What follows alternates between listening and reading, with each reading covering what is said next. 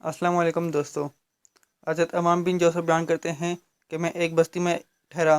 اس بستی کے کنارے ایک قبرستان تھا۔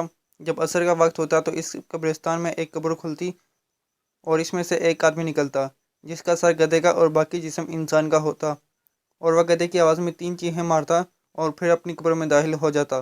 میں نے دیکھا کہ ایک بری عورت اون کاٹ رہی تھی۔ ایک عورت نے مجھ سے کہا، آپ اس عورت کو دیکھتے ہیں؟ میں نے کہا، کیا بات ہے؟